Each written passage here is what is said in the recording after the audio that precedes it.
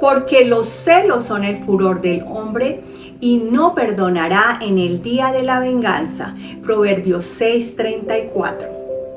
Continuamos con la serie de sentimientos que liberan. El día de hoy estaremos hablando acerca de los celos. Los celos es un sentimiento que se genera en respuesta del miedo de perder algo o a alguien. Por lo general asociamos los celos con una relación amorosa, pero realmente también vemos los celos en diferentes campos sociales como el trabajo, los amigos, la familia y la iglesia. Es normal que sintamos celos en determinadas situaciones porque eso es respuesta natural de nuestro organismo.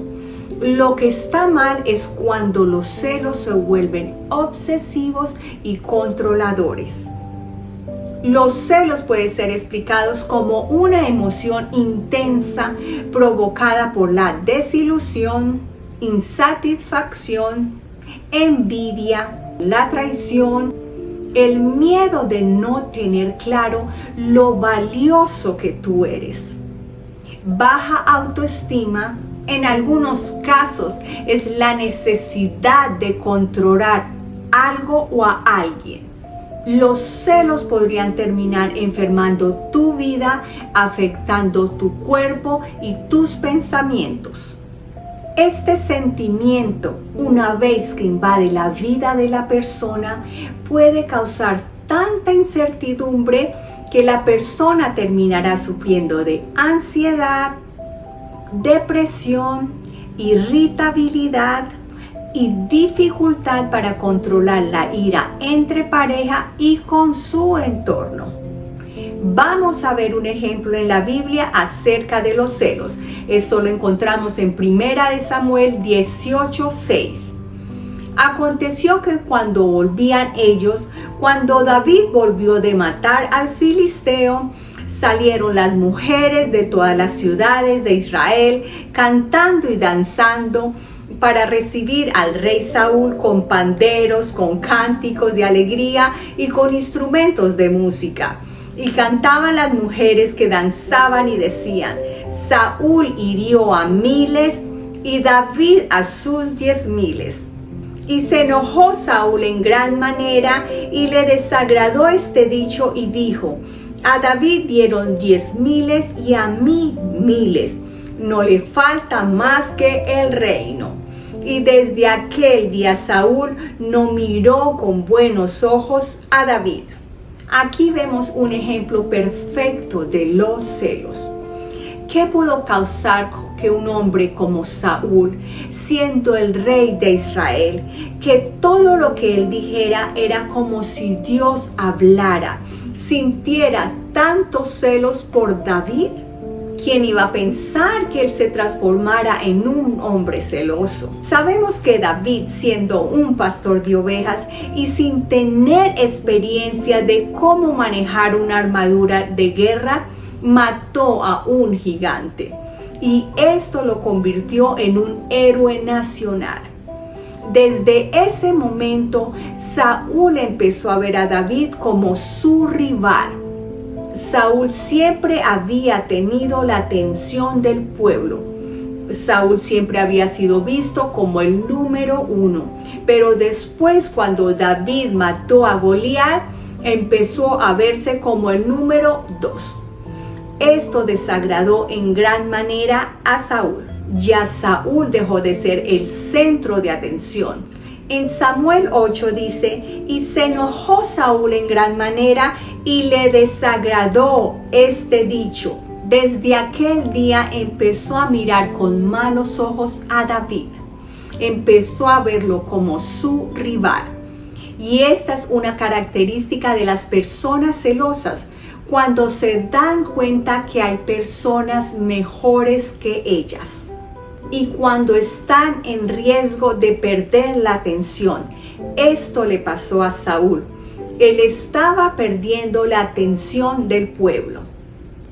Las personas celosas siempre quieren ser el centro de atención.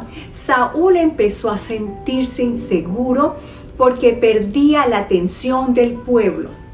Las personas celosas también son egoístas. Nos damos cuenta que Saúl no quería compartir la gloria con David. No fue Saúl el que mató a Goliat, fue David el quien mató a Goliat. Pero Saúl no quería compartir su gloria. En vez de decir él, David hizo lo que todo mi ejército no pudo hacer, matar a este gigante, él no quiso darle un poco de su gloria a David. Si tú trabajas, estudias o sirves en la iglesia con una persona celosa, tarde que temprano lo sabrás. Los celos no se pueden ocultar. Lo podrás saber en alguna conversación o con una acción. Otra manifestación de los celos es la desconfianza. Eso lo vemos en el versículo 9. Y desde aquel día Saúl no miró con buenos ojos a David. ¿Y qué había hecho David? David no había hecho nada. Había cumplido con la responsabilidad de servirle al rey y de ser fiel al rey. Había matado a un gigante. Versículo 11 dice, y arrojó Saúl la lanza diciendo, enclavaré a David a la pared, pero David lo evadió 2 veces. Otra característica de las personas celosas es la ira. Y sabemos que la ira no controlada produce violencia. Eso lo vimos en el capítulo de sentimientos que liberan la ira. Si no has visto ese video, te lo recomiendo. Vemos cómo los celos empezaron a apoderar de su vida, que su actitud hacia David empezó a cambiar. Los celos empezaron a convertir en agresividad, tanto que intentó matar a David 2 veces. El versículo 12 dice, mas Saúl estaba temeroso de David por cuanto Jehová estaba con él y se había apartado de Saúl.